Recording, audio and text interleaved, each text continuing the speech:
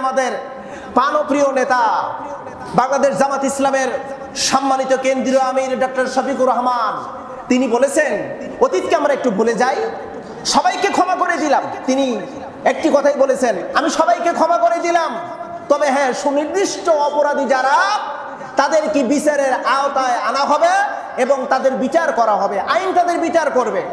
মির্জা ফখরুলের যে বক্তব্য আমরা দেখেছি, মির্জা ফখরুল বলেছে বিএনপির মধ্যে ইসলামী শরীয় কোন বিধানের সিস্টেম বিএনপি দলের মধ্যে নেই। আপনারা এটা মিডিয়ায়, সোশ্যাল মিডিয়াতে ভাইরাল হয়েছে, আপনারা দেখেছেন কিনা আমি জানি না। মির্জা ফখরুল আরো বলেছে আলেমদের সাথে আমাদের কোনো সম্পর্ক নেই। কি বুঝালো? ইসলামী শরীয় বিধান নেই, আলেমদের সাথে আমাদের কোনো সম্পর্ক নাই। এরপরে তিনি আরো বলেছেন, তিনি বলেছেন কোরআনের সাথে রাজনীতির কোনো সম্পর্ক নাই। আপনারা কি মেনে নেবেন? এ কথা বলেন না, মেনে নেবেন আপনারা? রমজানের সিয়াম আসলে আমরা খুব আনন্দ চিত্তে রমজানের সিয়াম রাখি, ইফতার করি, এরপরে তারাবির নামাজ আদায় করি, সেহরি খাই, আমাদের ভিতরে সব দিক দিয়ে ঠিকঠাক। কিন্তু আমাদের মধ্যে একটা হলো ব্যাঠিক, আল্লাহর জমিন, আমরা মুসলমান, আমাদের সংবিধান হলো কোরআন, কোরআন দিয়ে দেশ পরিচালিত হবে, এই চিন্তা চেতনা, এই ধ্যান ধারণা আমাদের মুসলমানদের মধ্যে নাই। সংখ্যাগরিষ্ঠ মুসলমান, কিন্তু আমাদের সংবিধান কোরআন, কোরআন দিয়ে দেশ পরিচালিত হবে, এই চিন্তা আমার আপনার মাথার মধ্যে নাই। একটা কথা শুনে রাখেন মুসলমান, আকিমুস সালাহ কেন বলা হয়েছে? কেন বলা হয়েছে আকিমুস সালাহ? আকিমুস সালাহ হলো নামাজে যেটা সমাজেও সেইটা হবে, নামাজে যেটা সেটা রাষ্ট্রেও সেইটা হবে, নামাজে যেটা শিক্ষা ব্যবস্থাও সেইটা হবে, নামাজে যেটা সেটা চিকিৎসা ক্ষেত্রেও ঠিক তদ্রুপ হবে। এর নাম হলো আকিমুস সালাহ। নামাজ মানে আকিমুস সালাহ মানে এই না পাঁচ ওয়াক্ত আজান হলো সঙ্গে সঙ্গে মসজিদে যাব, সারিবদ্ধ হয়ে দাঁড়িয়ে নামাজ পড়বো, এর নাম হলো আকিমুস সালাহ না। এ ব্যাপারে তো আমি অনেকবার বয়ান করেছি মসজিদে। আকিমুস সালাহ হলো নামাজ প্রতিষ্ঠিত করা।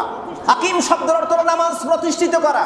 সমাজের ভিতরে যদি নামাজ প্রতিষ্ঠিত যদি থাকতো, নামাজ প্রতিষ্ঠিত যদি থাকতো, আল্লাহর কসম করে বলি এই কোরআন দিয়ে দেশ পরিচালিত হতো, কোরআন দিয়ে দেশ পরিচালিত হতো। আর কোরআন দিয়ে দেশ পরিচালিত না হওয়ার কারণে দুর্নীতি, চুরি, বাটপারি, লুটতরাজ, রাহাজানি, অন্যায়, জুলুম আর কত কিছু হচ্ছে যা ভাষায় প্রকাশ করার মতো না। এগুলো করতেছে কারা? আপনি কি মনে করতেছেন বিধর্মীরা করতেছে? না, মুসলমানের বাচ্চা মুসলমানরাই করতেছে, মুসলমানরাই দুর্নীতি করেছে। আপনি কি মনে করবেন শেখ হাসিনা মুসলমান ছিল না? আপনি কি মনে করবেন এরশাদ মুসলমান ছিল না? আপনি কি মনে করবেন এই যে শেখ হাসিনার যে মন্ত্রী পরিষদ এরা কেউ কি মুসলমান ছিল না? প্রত্যেকজন হলো নামে মুসলমান ছিল, কিন্তু এরা এতটাই দুর্নীতি করেছে একটা মাত্র কারণে, তা হলো কোরআন দিয়ে সংসদ পরিচালিত না হওয়ার কারণে। কোরআন দিয়ে সংসদ যদি পরিচালিত হতো, সমাজের ভিতর যদি ইসলামী জীবন ব্যবস্থা যদি কায়েম থাকতো, একটি টাকার দুর্নীতি করার সাহস একটা মানুষও পাইতো না। একদল দুর্নীতি করে চলে গেছে, আর একদল দুর্নীতি করে খাওয়ার অপচেষ্টায় লিপ্ত আছে। গোলজার কাউকে ছাড় দিয়ে কথা বলে না, এটা শুধু আমার নয়। 16টা বছরের স্বৈর শাসক তার আমলাতন্ত্র যা করেছে, তারা অপরাধী, তারা অপরাধী, নিঃসন্দেহ অপরাধী। কিন্তু আমরা দেখতে পাচ্ছি, নাম বলতে হয় না, এমনি অনেকে বোঝার কথা, 16 বছরে যা করেছে স্বৈরতন্ত্রের আমলাতন্ত্ররা, আর এই কয়েকটা দিনের একটা গোষ্ঠীরা দখলদারি, চাঁদাবাজি, টেন্ডারি, এমনকি অন্যায়, জুলুম, রাহাজানি, দোকানপাট, লুটপাট আরো ইত্যাদি ইত্যাদি করেছে। আচ্ছা, আপনি একজন ব্যক্তি অপরাধ করেছেন, আমি যদি সেম ওই অপরাধ করি, আপনি আর আমি, আমার আপনার মধ্যে পার্থক্য কি হলো? প্রশ্ন, বিবেককে প্রশ্ন করেন। হ্যাঁ, সে যদি অন্যায় করে, সুনির্দিষ্ট যদি অন্যায় করে, তার বিচার আছে, তার আইন আছে। আমাদের একটা দাবি হলো বিচারকে নিরপেক্ষ বিচার করতে হবে।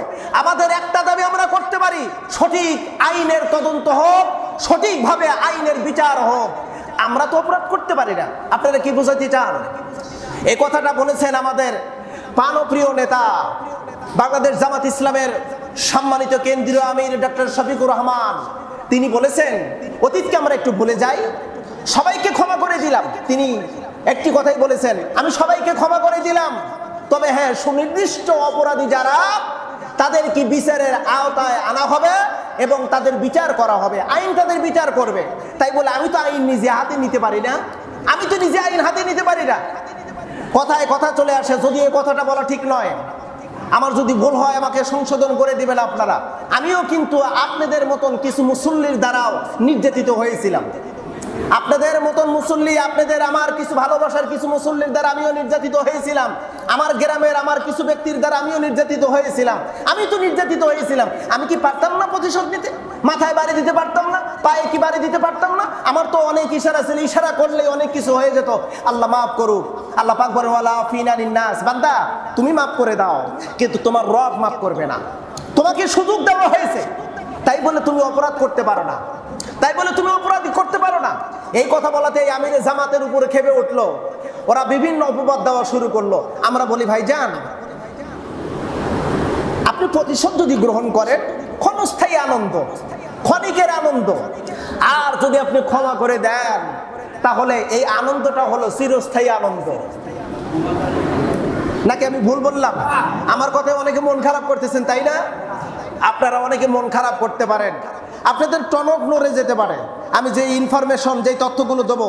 কারণ ইসলাম আমার ধর্ম, আমি মুসলিম, আমার কোরআন হলো সংবিধান, আমার সংবিধান কোরআন।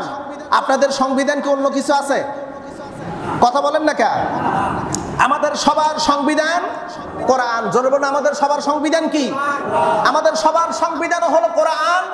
আমরা ইসলামকে মনে প্রাণে ভালোবাসি, ইসলামী জীবন ব্যবস্থা আমরা চাই, ইসলামী জীবন ব্যবস্থা অনুযায়ী দেশ পরিচালিত হোক, এটাই হলো আমাদের মূল চাওয়া। নাকি অন্য কোনো কিছু আছে? কিন্তু লক্ষ্য করে দেখেন, আমার দেশে ইসলাম কেন প্রতিষ্ঠিত হয় না? কি জন্য হয়নি? কি জন্য হয়নি? আমি গোলজার এখানে 6 বছর মন কয় আপ হয়ে গেছে। আমি তো কোরআন হাদিস থেকে কতই না বক্তব্য দিলাম, আজ পর্যন্ত আপনাদের সমাজের ভিতরে একটাও সংস্কার করতে পারলাম না, একটু পরিবর্তন হলো না। কেন হলো না? না হওয়ার কিছু কারণ আছে। প্রথমত কারণ হলো আমার মেজরিটি পাওয়ার নেই, আমার প্রশাসনিক পাওয়ার নাই। প্রশাসনিক পাওয়ার আমি দুর্বল। আমার প্রশাসনিক পাওয়ার যদি থাকতো তাহলে আমি আজকে এখানে বলে যেতাম, আগামীকাল থেকে সমাজের ভিতরে একজন মানুষ যদি বেনামাজি থাকে ওরে ধরা হবে আর জেলখানার ভিতর বন্দী করা হবে। প্রশাসনিক পাওয়ার যদি থাকতো তাহলে এটা কিন্তু বাস্তবায়িত হয়ে যেত। কথা বলা হতো না?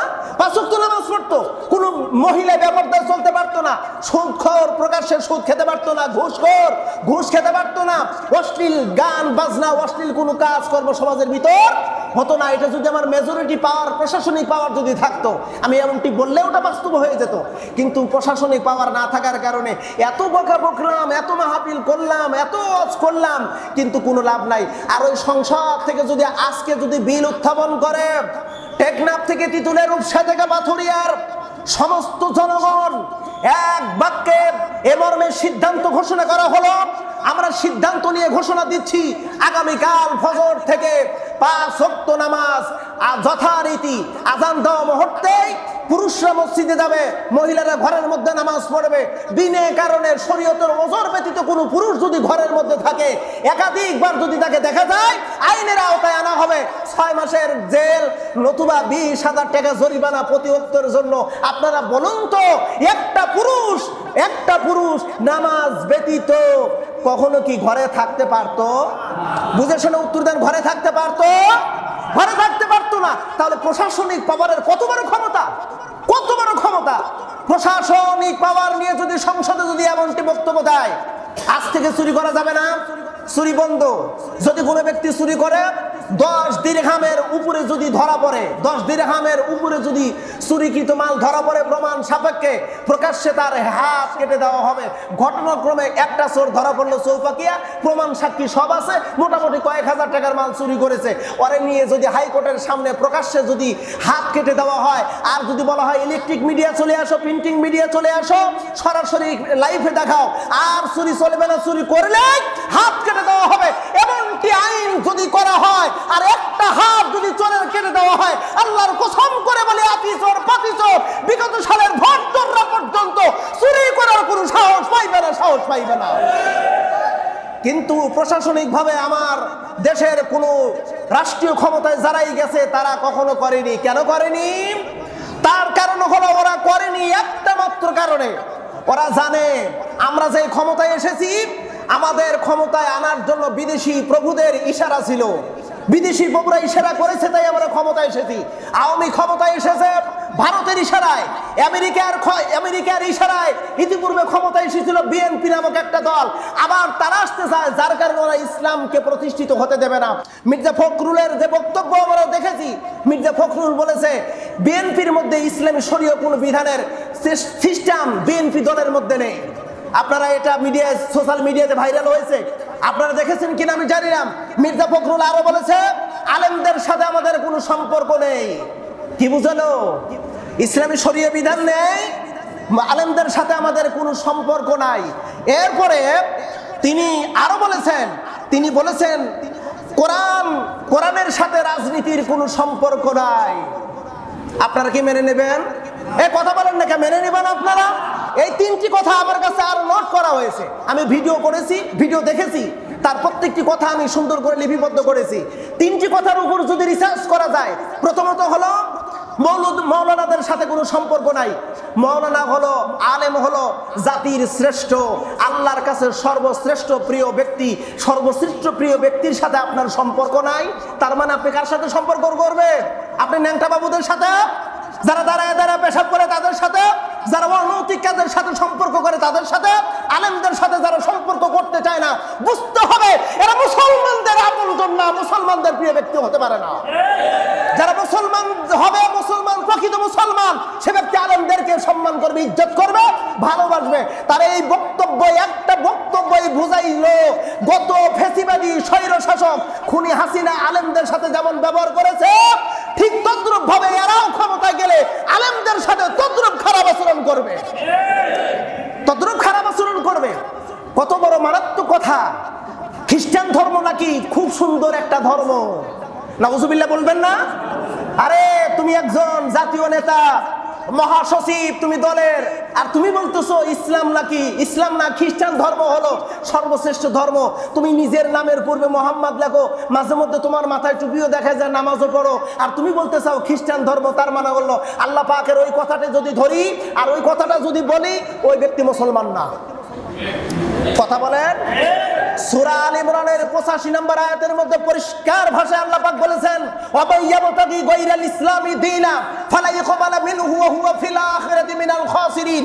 ইসলাম ধর্ম ব্যতীত অন্য কোন ধর্মের রীতি নীতি, কৃষ্টি কালচার, সংস্কৃতি, এমন কি চিন্তা চেতনা, আইন নিয়ম কানুন যদি গ্রহণ করে, ওই ব্যক্তির কোনো কিছু আল্লাহর দপ্তরে গ্রহণ হবে না, বরং আখিরাতের ময়দানে ক্ষতিগ্রস্তদের কাতারে ওকে দাঁড় করানো হবে।